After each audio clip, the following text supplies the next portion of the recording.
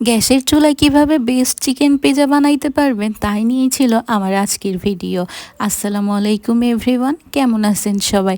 খুবই মজাদার এবং যারা কিনা চুলায় বানাতে ভয় পান তাদের জন্যই কিন্তু আজকের ভিডিওটি।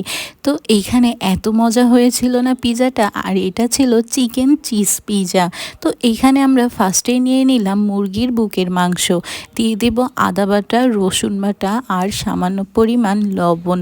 তারপর দিয়ে দেব সামান্য একটু তেল। তারপর এখানে দিয়ে দেব অল্প একটু 2 চামচ মতো সয়া সস। তারপরে দেব শুকনা মরিচের গুঁড়ো। সব কিছু দিয়ে খুব সুন্দর করে, আর একটু গোলমরিচের গুঁড়া দিয়েছিলাম, মেরিনেট করে রেখে দিয়েছিলাম। এখন খামিটা করার পালা।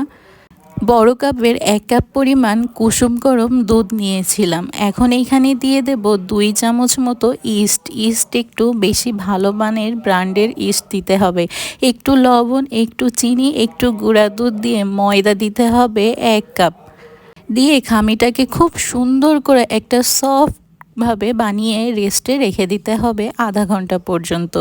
এখন একটা কড়াইতে সামান্য তেল দিয়ে রসুন কুচি, পেঁয়াজ কুচি, একটু কাঁচামরিচ কুচি দিয়ে সেই মেরিনেট করা মুরগির মাংসটাকে সুন্দর করে রান্না করে নিতে হবে। এখানে চিকেনটা যত সুন্দর রান্না করা হবে না, এটা টেস্ট আরও বাড়িয়ে দেবে। আর এইখানে আমি একটু গোলমরিচ দিয়েছিলাম, সেটা ভিডিওতে নিতে মনে নাই। আর একটু টমেটো কেচাপ দিলাম। টমেটো দিলে কিন্তু টমেটোর সস দিলে রান্নার স্বাদ কিন্তু আরও দ্বিগুণ হয়ে যায়।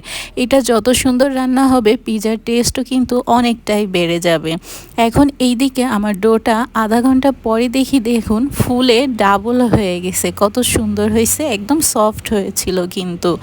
এখন একটা ফিরে বেলুনে আমি এটাকে সুন্দর করে, একটা বেশি পাতলাও না আবার বেশি মোটাও না, মাঝারি সাইজের করে রুটিটা বেলে নিতে হবে।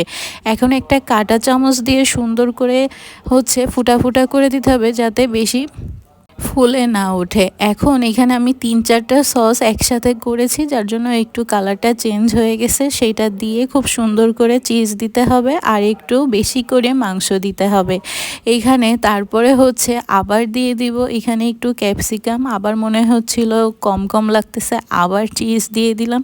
তো এখন একটা জিনিস খেয়াল করবেন, এখানে বাসায় একটা কড়াইয়ের ভেতরে এরকম একটা স্ট্যান্ড দেবেন, দিয়ে স্টিলের প্লেটে একটু অয়েল লাগিয়ে নিয়ে এইখানে কিন্তু পিৎজাটা বসিয়ে দিতে পারেন।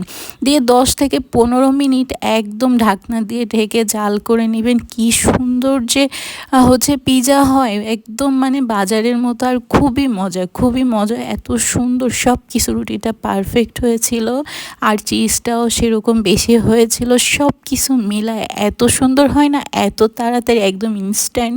বাসায় কিন্তু খুবই দ্রুত এরকম বেস্ট চিকেন চিজ পিৎজা তৈরি করতে পারবেন আপনারাও, যদি কিনা এই রেসিপি ফলো করেন। তো হুটহাট বাচ্চারা বায়না করলে আপনারাও কিন্তু বাইরেরটা না দিয়ে বাসার হোমমেড পিৎজাটাই দিতে পারেন কিন্তু। আর টেস্টের কথা কি বলবো, অনেক মজা হয়েছিল সব কিছু মিলিয়ে। আরও একটা বানিয়েছিলাম, যেটা কিনা তার উপরে আর এক লেয়ার দিয়ে বানিয়েছিলাম। এটাও একটু নতুনত্ব ট্রাই করার জন্য। তো কেমন লাগলো আমার ভিডিওটি অবশ্যই কিন্তু জানাবেন, শেয়ার করে সাথে থাকবেন। আল্লাহ হাফেজ।